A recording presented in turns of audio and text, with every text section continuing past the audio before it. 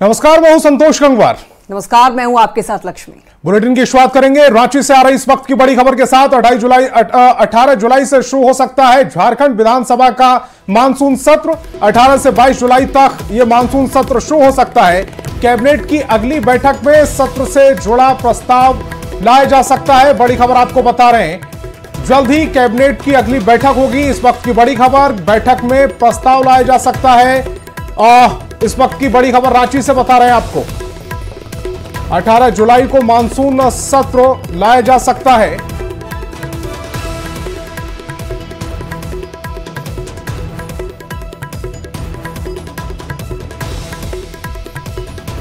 भारत निर्वाचन आयोग की टीम आज झारखंड आने वाली है। 2 दिनों तक झारखंड विधानसभा चुनाव पर मंथन करेगी। आज झारखंड के मुख्य निर्वाचन पदाधिकारी के रवि और राज्य निर्वाचन कार्यालय के अधिकारियों के साथ बैठक होगी। 11 जुलाई को विधानसभा चुनाव के लिए अलग अलग जिलों के उपायुक्त के साथ बैठक होगी। विधानसभा के लिए कितने चरणों में चुनाव कराए जाएं, इसके लिए सुझाव मांगे जाएंगे। तो झारखंड के सीईओ के साथ बैठक होने वाली है। ये बड़ी खबर, बड़ी जानकारी अब तक पहुंचा रहे हैं। जिलों के उपायुक्तों के साथ बैठक होने वाली है।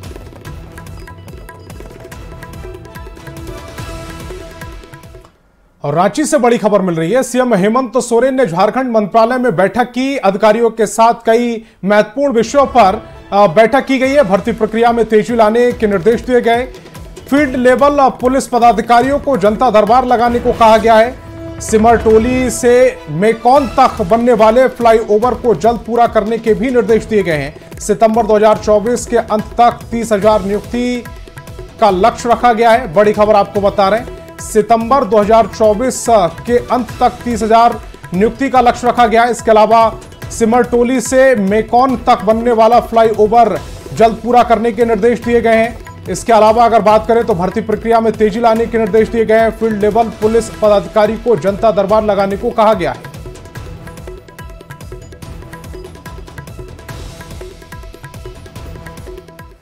देश भर में चर्चित नीट पेपर लीक मामले की जांच के लिए सीबीआई की टीम गया पहुंची और जेल में बंद आरोपी शिवनंदन के घर पर परिवार वालों से पूछताछ की। जानकारी के मुताबिक सीबीआई की टीम एक व्यक्ति को अपने साथ लेकर गई है। पेपर लीक मामले में जेल में बंद आरोपी के खिलाफ सबूत जुटाने के लिए सीबीआई की टीम पहुंची थी। कुछ ही घंटे के बाद सीबीआई की टीम वापस चली गई। शिवनंदन कुमार पर 40 लाख रुपए लेकर नीट एग्जाम में सफल होने के लिए माफियाओं के साथ मिलकर काम करने के आरोप है। सीबीआई की टीम ने आज बिहार से 2 गिरफ्तारी की। आपको बता दें कि गया से एक और नालंदा से दूसरी गिरफ्तारी हुई है। पटना के सीबीआई कार्यालय से ज्यादा जानकारी दे रहे हैं न्यूज 18 संवाददाता Sanjay Kumar. NEET paper leak कांड में सीबीआई के सूत्रों से एक बड़ी खबर सामने आ रही है। सीबीआई की टीम ने इस पूरे मामले में और कार्रवाई की है और 2 आरोपियों को गिरफ्तार किया है। सीबीआई के सूत्रों के हवाले से जो खबर मिली है उसके अनुसार जो 2 आरोपी पकड़े गए हैं उनकी गिरफ्तारी नालंदा और गया जिले से की गई है। एक जो अभ्यर्थी है वो पकड़ा गया है, जबकि दूसरा आरोपी जो है वो अभ्यर्थी का पिता बताया जा रहा है। तो निश्चित तौर पर जो क्लू मिले हैं, दरअसल इस पूरे मामले में सीबीआई की टीम हजारीबाग गैंग के अलावा कई और लोगों को रिमांड पर लेकर पूछताछ कर रही है और इनसे जो क्लू मिल रहे हैं उस आधार पर सीबीआई की टीम लगातार कार्रवाई कर रही है और इसी कार्रवाई के तहत 2 आरोपी और गिरफ्तार किए गए हैं। तो जो नंबर ऑफ अरेस्टिंग है वो भी बढ़ रहा है और जो बाकी के जो आरोपी जिन्हें रिमांड पर सीबीआई की टीम लेकर पूछताछ कर रही है उनसे कई क्लू मिले हैं और उस आधार पर, क्योंकि अभी भी सबसे बड़ी चुनौती मास्टरमाइंड संजीव मुखिया की गिरफ्तारी है, रॉकी की गिरफ्तारी है और सीबीआई उन तक पहुंचना चाहती है। बाकी के जो एक्यूज पकड़े गए हैं जिनसे जो इनपुट मिल रहा है उस आधार पे कार्रवाई चल रही है और देखना होगा ये जो चुनौती है उसको सीबीआई की टीम कब तक खत्म कर पाती है, यानी संजीव मुखिया और रॉकी कब तक सीबीआई के शिकंजे में आते हैं। लेकिन फिलहाल सीबीआई की टीम इस पर लगातार काम कर रही है और अभियुक्तों की गिरफ्तारी भी सीबीआई की टीम लगातार कर रही है, पूछताछ चल रही है। देखना होगा आने वाले दिनों में सीबीआई की टीम को आखिर कौन सी और सफलता मिलती है। कैमरा पर्सन अजय दुबे के साथ Sanjay Kumar, news 18 CBI office Patna. और पूर्णिया के रुपौली से बड़ी खबर आपको बता रहे हैं, विधानसभा उपचुनाव यहां पर लगातार जारी है। सुबह 7 बजे से शाम 6 बजे तक वोट डाले जाएंगे। सभी मतदान केंद्रों पर अर्धसैनिक बलों की तैनाती कर दी गई है। रुपौली विधानसभा में कुल 321 मतदान केंद्र बनाए गए हैं, जिसमें से 120 मतदान केंद्र संवेदनशील हैं। अधिकांश मतदान केंद्रों पर सुबह 7 बजे से ही मतदान शुरू हो गया है। बड़ी संख्या में मतदाता सुबह सुबह पहले मतदान फिर जलपान के नारे के साथ मतदान केंद्र पहुंच रहे हैं। पूर्णिया से ज्यादा जानकारी दे रहे हैं न्यूज 18 संवाददाता कुमार प्रवीण। आज रुपौली विधानसभा का उपचुनाव है और आप देख सकते हैं कि ये बूथ संख्या 147 है, मध्य विद्यालय ब्रह्मज्ञानी। और यहाँ पे सुबह 7 बजे से पहले से ही लोगों की भीड़ उमड़ पड़ी है। बड़ी संख्या में मतदाता मतदान केंद्रों पर पहुँच चुके हैं। महिलाएं भी हैं जो पहले मतदान फिर जलपान, ये जो इलेक्शन कमीशन का नारा है उसको ये साबित करती दिख रही है। और सुबह से ही ये मतदान केंद्रों पर पहुँच चुकी है। आज वोटिंग करने आए हैं। हाँ। अच्छा, सुबह सुबह पहुंच गए आप लोग वोट गिराने के लिए। कितना उत्साह है वोटिंग को लेके? खुशी है। खुशी है। जलपान वगैरह किए हैं?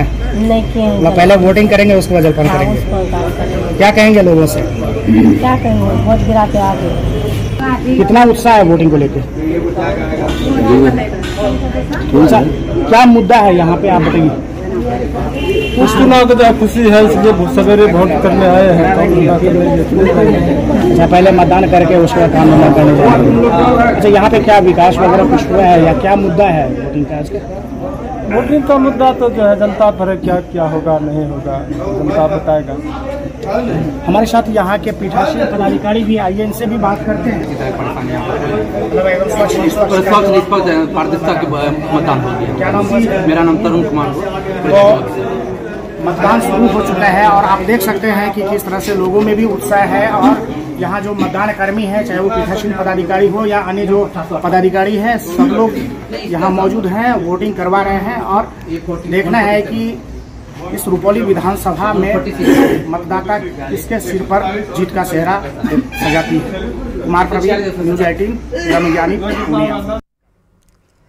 बिहार दरोगा भर्ती परीक्षा का रिजल्ट जारी कर दिया गया है। 1275 अभ्यर्थी पास हुए हैं। इसमें 450 महिला अभ्यर्थी दरोगा बनी हैं। तो वहीं बिहार में पहली बार ट्रांसजेंडर दरोगा बने हैं। 3 ट्रांसजेंडर्स दरोगा बने हैं। दरोगा के पद पर चयनित ट्रांसजेंडर मधु अपने साहस के बल पर बिहार पुलिस की सदस्य बन गई हैं। अपनी सफलता से और कामयाबी से खुश मधु बतौर दरोगा ट्रांसजेंडर के लिए बहुत सारा काम करना चाहती हैं। ये है भागलपुर की मधु। मधु ट्रांसजेंडर हैं।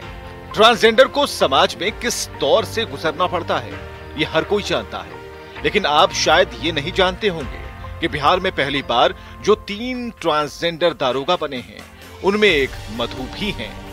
साल 2022 में मधु भागलपुर से पटना आई थी कुछ अलग करने के लिए। तब परिस्थितियां बिल्कुल विपरीत थी और कई तरह के सवाल थे, लेकिन अपने संघर्ष के बल पर मधु ने हालात को बदल दिया और दारोगा के पद पर चयनित हुई। ये समाज ने एहसास करा और इसी एहसास की वजह से मैं ठान ली थी कि नहीं, मुझे कुछ ऐसा करके दिखाना है कि इन लोग बोले कि ठीक है, I am from transgender community, लेकिन आई एम डिफरेंट, मैं उनसे थोड़ा अलग, मैं बिलोंग करती हूँ उससे। मधु के पिता नहीं है, लेकिन माँ के साहस के बल पर दिन रात मेहनत कर मधु आज बिहार पुलिस की महत्वपूर्ण सदस्य बनी। मधु की इस सफलता में खास योगदान देने वाले गुरु रहमान मधु के उज्जवल भविष्य की कामना कर रहे हैं। मैंने इन लोगों के साथ कुछ नहीं किया, अभी तो इन लोगों ने हमारे साथ एहसान किया है, क्योंकि भारत केरला में एक सिपाही थी ट्रांसजेंडर, लेकिन बिहार में अब पूरे भारत में कहीं भी कोई सब इंस्पेक्टर के पद पर चयनित नहीं हुआ था। मधु इकलौती नहीं है। इस बार बिहार में 3 ट्रांसजेंडर दारोगा बने हैं। आपको ये बताएं कि बिहार पुलिस अवर सेवा आयोग ने दारोगा परीक्षा का परिणाम घोषित किया है। 1275 अभ्यर्थियों को दारोगा पद पर सफलता मिली है। 450 महिला अभ्यर्थी दारोगा बनी है। साथ में 3 ट्रांसजेंडर ने दारोगा के पद पर चयन होकर इतिहास रच दिया है। न्यूज 18 के लिए पटना से संजय कुमार की रिपोर्ट। और ओडिशा कैडर के रिटायर्ड आईएएस मनीष वर्मा की राजनीति में एंट्री हो गई है। जेडीयू ऑफिस में मनीष वर्मा ने औपचारिक रूप से जेडीयू की सदस्यता ली। जेडीयू के कार्यकारी अध्यक्ष संजय झा और बिहार जेडीयू अध्यक्ष उमेश कुशवाहा की मौजूदगी में मनीष वर्मा ने पार्टी की सदस्यता ग्रहण की। सदस्यता ग्रहण करने के बाद मनीष वर्मा ने कहा कि ईश्वर ने जो क्षमता दी है उससे जेडीयू के विकास में लगाऊंगा।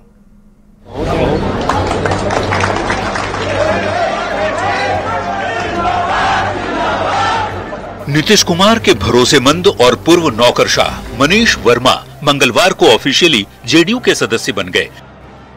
मनीष वर्मा ने जेडीयू के कार्यकारी अध्यक्ष संजय झा और बिहार जेडीयू अध्यक्ष उमेश कुशवाहा की मौजूदगी में पार्टी की सदस्यता ली। जेडीयू का सदस्य बनने के बाद मनीष वर्मा ने कहा कि ईश्वर ने जो भी क्षमता दी है उसे जेडीयू के विकास में लगाऊंगा और पार्टी की ओर से जो भी जिम्मेदारी दी जाएगी उसे बखूबी निभाऊंगा भी। मैं अपना योगदान देकर के यदि उस परिवार में मैं शामिल होकर के कुछ कर सकूं तो मेरे लिए बहुत बड़ी बात होगी। बिहार के सीएम नीतीश कुमार के गृह जिला नालंदा के रहने वाले मनीष वर्मा उनके काफी खास माने जाते हैं। मनीष वर्मा 2000 बैच के एक तेज तर्रार आईएएस ऑफिसर के तौर पर अपनी छाप छोड़ चुके हैं। ओडिशा में 12 साल तक काम करने के बाद वो साल 2012 में 5 साल के लिए डेपुटेशन पर बिहार आए। इस दौरान इन्होंने कई महत्वपूर्ण पदों पर काम किया, यहां तक कि पटना के साथ साथ पूर्णिया के भी डीएम रहे। जब वापस ओडिशा जाने की बात हुई तो मनीष वर्मा ने वीआरएस ले लिया। नीतीश कुमार के लिए मनीष वर्मा की अहमियत को इसी बात से समझा जा सकता है कि वीआरएस लेते ही मनीष कुमार वर्मा को बिहार सरकार में राज्य आपदा प्रबंधन प्राधिकरण का सदस्य मनोनीत कर दिया गया और बाद में मुख्यमंत्री का अतिरिक्त परामर्शी भी नियुक्त किया गया। एक बात तो समझने वाली है, जब से आरसीपी सिंह गए, वह भी नीतीश कुमार के स्वजातीय थे और उत्तर प्रदेश कैडर के वह आईएएस हुआ करते थे। उनके जाने के बाद से यह कयास लगाया जा रहा था कि कौन व्यक्ति जो ऐसा होगा जो नीतीश कुमार की जो लीगेसी है उसको संभाल सकेगा। मनीष वर्मा भले ही अब तक राजनीतिक तौर पर बहुत सक्रिय भूमिका निभाते नहीं दिखे हों, लेकिन नीतीश कुमार के साथ कई मौकों पर उन्हें देखा जाता रहा है। खासकर नालंदा में जब भी नीतीश कुमार जाते हैं, मनीष वर्मा उनके साथ दिखते हैं। मनीष वर्मा की जेडीयू में क्या भूमिका होगी, इसको लेकर कई तरह की चर्चाएं हैं।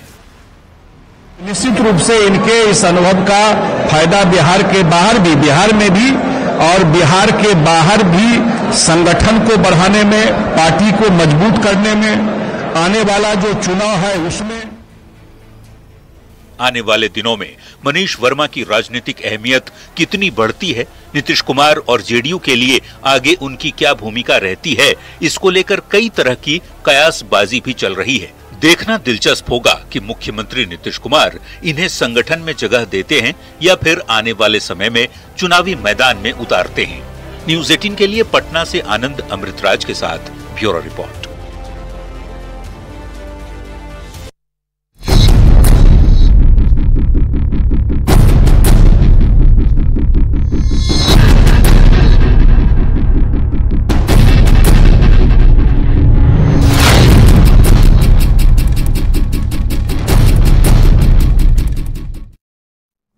नेपाल में हुई भारी बारिश का असर पूर्वी चंपारण में भी देखने को मिल रहा है। गंडक नदी का जलस्तर लगातार बढ़ रहा है। जलस्तर बढ़ने के कारण संग्रामपुर इलाके के लगभग 20 से भी ज्यादा गांवों और टोलों में बाढ़ का पानी भर गया है। बच्चों को स्कूल आने जाने में काफी परेशानी हो रही है। जान हथेली पर रखकर बच्चे स्कूल जा रहे हैं। नाव के सहारे ही बच्चों को स्कूल पहुंचाया जा रहा है। डर है कि एक छोटी सी चूक के कारण बड़ा हादसा हो सकता है। जिला प्रशासन की ओर से कोई खास व्यवस्था नहीं की गई है। इस खबर पर और अधिक जानकारी दे रहे हैं मोतिहारी से संवाददाता अविनीश सिंह। नेपाल में हुई बारिश का असर पूर्वी चंपारण में पड़ रहा है। देखिए तस्वीर आपको दिखा रहे हैं। ये तस्वीर जो है पूर्वी चंपारण के संग्रामपुर इलाके की तस्वीर है और कई पंचायत जो है वो जलमग्न है। लगभग 5-6 पंचायत जो है वो जो है बाढ़ के चपेट में है और लोग जो है नाव के सहारे अपना जीवन यापन कर। देखिए बच्चे आपको तस्वीर दिखा रहे हैं। बच्चे कोई तस्वीर है, बच्चे नाव से जो है स्कूल की पढ़ाई करने जाते हैं। ये बताइए बाबू, बाढ़ आ गया है तो नाव से जा रहे हैं पढ़ाई करने? जी। कहाँ स्कूल में पानी होने आ गया है क्या? जी। गांव में आपके कितना पानी आ गया है? बहुत ज्यादा। अच्छा, तो नाव पे डर नहीं लगता है? लगता है। फिर भी पढ़ाई करना है इसलिए जा रहे हैं ना? घर पे पानी बहुत आ गया है नहीं तो नाव से पढ़ने जा रहे हैं आप लोग नाव से पढ़ने जा रहे हैं। डर भी लग रहा है मन में। देखिए जो तस्वीर है, काफी लोग जो हैं वो नाव के सहारे अपने बच्चों को जो है स्कूल ले जाते हैं। मजबूरी है क्योंकि पढ़ाई करानी जरूरी है। देखिए ये तस्वीर जो है, काफी संख्या में नाव का परिचालन भी हो रहा है। बच्चों को स्कूल ले जाने के लिए तमाम जो नाविक हैं वो जो है पूरी तरह से जो है लोगों को, बच्चों को कैसे जो है स्कूल जाया जाए, उनकी पढ़ाई जो है वो जो है नुकसान ना हो, इसकी पूरी ख्याल व्यवस्था जो है वो जो है नाविकों को द्वारा भी किया जा रहा है।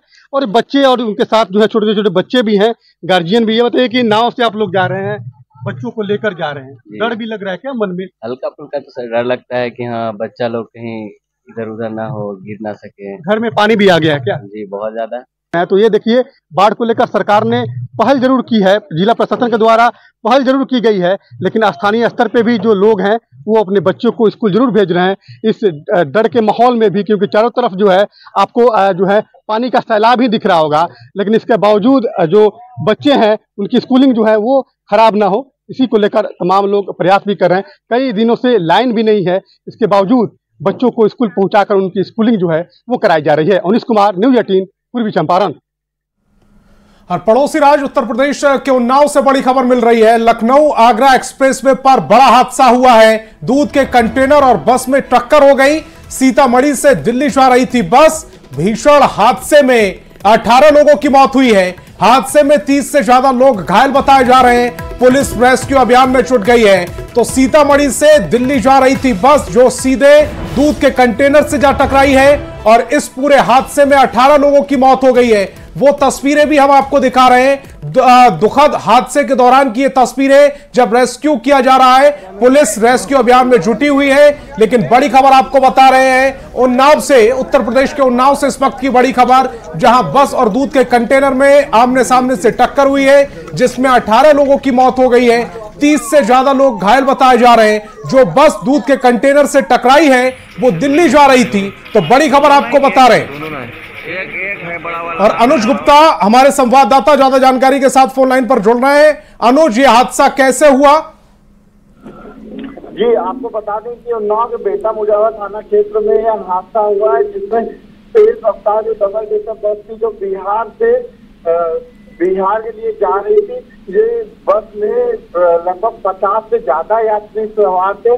बस की एक दूध कंटेनर से भिड़ंत हो जाती, जिसके बाद हादसे में 18 लोगों की मौत की खबर है। वही हादसा इतना दर्दनाक था कि वहां पर मौके पर चीख पुकार में, जिसके बाद स्थानीय लोगों ने और पुलिस की मदद से वहां पर रेस्क्यू किया गया। फिलहाल घायलों को अस्पताल में इलाज के लिए भर्ती कराया गया है। अनुज, प्राथमिकी जांच में क्या पता लगा है, किसकी गलती थी? क्या ओवरटेक के दौरान ये हादसा हुआ है? जी बिल्कुल, ये पूरा जांच का विषय है, क्योंकि अधिकारी अभी इस पर सिद्धि करने से बच रहे हैं। उनका कहना है कि जांच के बाद लगेगा कि आखिरकार पूरा मामला क्या है, किस तरह हुआ है।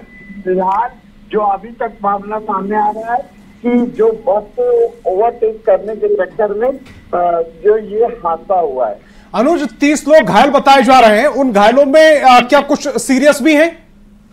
जी बिल्कुल, इतना दर्दनाक हादसा है। जिस तरह से बताया जा रहा है कि जो बस वो कंटेनर चीरते हुए आगे, उसके बाद जो उसमें यात्री सवार थे उनके कुछ की हालत गंभीर है, जिनमें से सबसे पहले प्राथमिक तौर पर कीर्ति बांगल को ले जाया गया था, जिसके बाद वहाँ पे कुछ घायलों को उन्नाव जिला अस्पताल के लिए रेफर किया गया है। तो वहीं से कुछ लोगों को लखनऊ रेफर किया गया है। अगर रेस्क्यू अभियान की बात करें, वो कितनी तेज गति से चल रहा है? जी देखिए, अरविंद चौरसिया की नेतृत्व में रेस्क्यू अभियान लगातार जारी है और जो पुलिस अब बस रास्ते से हटाने का वो कर रही है, जिससे कि ट्रैफिक रास्ता वहाँ पे बहाल हो सके। अब कुछ ही देर में ये जो रास्ता है जो रेस्क्यू अभियान को तो वो कंप्लीट कर लिया जाएगा। जी अनुज, इस तमाम जानकारी के लिए आपका बहुत बहुत शुक्रिया। लेकिन न्यूज़ 18 बिहार झारखंड लगातार सभी दर्शकों से अपील कर रहा है, मौसम बारिश का है और ऐसे में अगर वाहन चला रहे हैं तो सड़क पर भी सतर्कता के साथ ही निकलें। पश्चिम चंपारण की गंडक नदी का जलस्तर धीरे धीरे अब कम हो रहा है। वाल्मीकि नगर गंडक बैराज से गंडक नदी में फिलहाल 1,29,000 क्यूसेक पानी डिस्चार्ज हो रहा है। नदी का जलस्तर कम होने से इलाके के हालात सामान्य हो रहे हैं। जलस्तर कम होने से पश्चिम चंपारण, गोपालगंज के साथ सीमावर्ती यूपी में बाढ़ का संकट पूरी तरीके से टल गया है। गंडक नदी का जायजा लिया संवाददाता मुन्ना राज ने। पाली नदियों के जलस्तर में गिरावट के बाद लगातार गंडक नदी का जलस्तर भी लुढ़क रहा है और वाल्मीकि नगर गंडक बैराज पर लगातार गंडक नदी के जलस्तर में कमी दर्ज की गई है। और पिछले 24 घंटों की बात करें तो 1 लाख क्यूसेक का ह्रास गंडक बैराज पर दर्ज किया गया है। और फिलहाल वाल्मीकि नगर गंडक बैराज से 1,29,000 क्यूसेक पानी का डिस्चार्ज हो रहा है, जो बरसात का दिनों का बिल्कुल सामान्य जलस्तर माना जाता है। तो कुल मिलाकर कहें तो गंडक नदी अपने सामान्य रूप पर आ गई है और लगातार इसका जलस्तर नीचे धीरे धीरे गिर रहा है और तमाम इलाकों में जो पानी फैला हुआ था वो पूरी तरह उतर गया है और उन इलाकों में भी अब स्थिति हालात हो गई है। तो लगातार गंडक नदी का जलस्तर लुढ़क रहा है और पिछले दिनों 4,40,000 क्यूसेक पानी का डिस्चार्ज किए जाने के बाद तमाम इलाकों में यह पानी फैल गया था। पश्चिम चंपारण के साथ ही गोपालगंज और पूर्वी चंपारण के भी कुछ इलाके प्रभावित हुए थे। तो निश्चित तौर पर धीरे धीरे जैसे ही गंडक नदी का जलस्तर गिर रहा है वैसे सभी इलाकों में स्थिति हालात सामान्य जरूर हो रही है। हालांकि जिला प्रशासन पूरी तरह अभी भी अलर्ट है और नेपाल के नदियों के जलस्तर में जिस तरह से लगातार गिरावट दर्ज की जा रही है उससे फिलहाल बाढ़ का खतरा उत्तर बिहार में पूरी तरह टलता हुआ दिख रहा है। मुन्ना राज, न्यूज 18, पश्चिम चंपारण। और मोतिहारी के सुगौली में सिकुरहना नदी ने अपना रौद्र रूप दिखाना शुरू कर दिया है। नदी का जलस्तर बढ़ने से निचले इलाके के कई घरों में पानी घुस गया, जिसके कारण लोग अपने घरों से पलायन करने को मजबूर हैं। बाढ़ से पीड़ित लोगों ने स्थानीय जनप्रतिनिधि और अधिकारियों के खिलाफ जमकर नारेबाजी करते हुए नाराजगी जताई और जल्द से जल्द इलाके में बाढ़ की राहत सामग्री के साथ मुआवजा देने की मांग की है। हम डूब रहा बानी, हमने देखा तनी चौकी पर तोनी का करे सन तो बच्चा खेले कहाँ जाए सन, मेन रोड में जाम से तो मर जाए बच्चा से खैला बाहर डूब जाइए सन। यही में रहम सन, कोई अधिकारी नहीं किया हम लोग का पूछे कहाँ जाए सन। हमनी तो खाना पीना सब यही लंग कहाँ खाई सन, चूल्हे में पानी पड़ल बा, रोड पर जाए खाना खाता नहीं सन, कहाँ जाए सन। छोटे छोटे बच्चा के लेके बच्चे हैं, सारे औरत लोग हैं, बुजुर्ग लोग हैं, इन लोग का खाना बनाने का जगह नहीं है। ये लोग ऊंचा स्थान हाईवे पे रह रहा है NH 28 पे, जो डायरेक्ट नेपाल से कनेक्ट करता है ये रोड। ये समझ लीजिए कि कंटिन्यू इस पे समझ लीजिए गाड़ी चलता है। कब गाड़ी के आवागमन से कब यहाँ पे एक्सीडेंट हो जाएगा, कब लोग मर जाएगा, इसका कोई गारंटी नहीं है। ना CO आए हैं, ना BDO आए हैं, ना इन लोग का तिरपाल उरपाल का कुछ व्यवस्था नहीं हुआ है कि लोग ऊंचा स्थान पर भी अपना जगह बना कर रहे। और इसी के साथ बुलेटिन में इतना ही। तमाम खबरों के लिए आप देखते रहिए न्यूज़ 18।